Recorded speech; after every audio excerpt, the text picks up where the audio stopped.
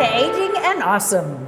Tim Johnston is here from the Better Business Bureau. So happy that you're here because there are always new scams out there that we need to be learning about. The good thing is you're there to tell us about them. With our BBB Scam Tracker, it's a way for individuals to easily report scams. And on a yearly basis, we look back to see what are the riskiest scams. We analyze the reports that came in. And in 2021, the riskiest scam was online purchase scams. Probably no surprise, since the pandemic moved most of us, whether we wanted to or not, to online and buying things online. But this year we saw every age category being impacted by online purchase scams. So if somebody's telling you that they're an older adult and not online, more than likely they are. And it's really important they know what to do and what not to do. And what do you watch for? So we want to make sure that they are buying from companies that they are familiar with. About a third of the reports that came in were dealt with online purchase scams. And from that, 75% of individuals reported losing money. So that's what makes it so risky. We find that individuals like to buy puppies online. And all I can say is, if you're going to do that, make sure you do your research, go see the puppy.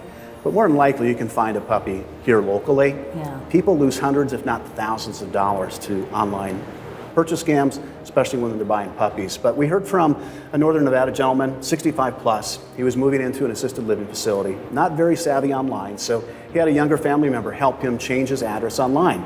They thought they were doing it with USPS. Come to find out, they weren't. And so he was charged $170 from two different companies. And when they reached out to those companies to say, hey, what's up? Why are you charging me this? They said, well, it was in the fine print. You subscribe to this.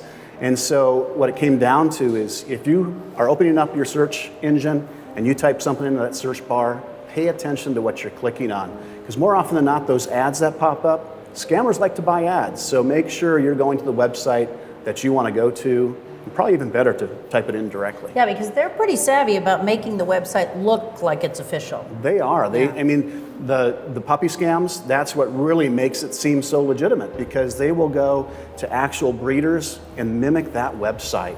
And once they get caught, they take it down and they start up with something else. The second riskiest scam, for those that are 65 plus, are travel, vacation, and timeshare scams. We heard just recently from an individual 65 plus in actually the Reno area that lost $100,000 trying to sell two timeshares that she has. And so it's really important that you know what you're doing. We talked about putting something in the search bar. Talked to a couple just recently that they thought they were booking a flight with one of the major airlines. They weren't. And he provided all of his passport information online. So identity theft is a potential there for him. I just want to make sure, did anybody have any questions about any kind of scams they've run into? Hi, Tim. When my caller ID lets me know there's a spam risk, what should I do? Should I answer it, leave it alone, say what? And really my advice would be to ignore those calls.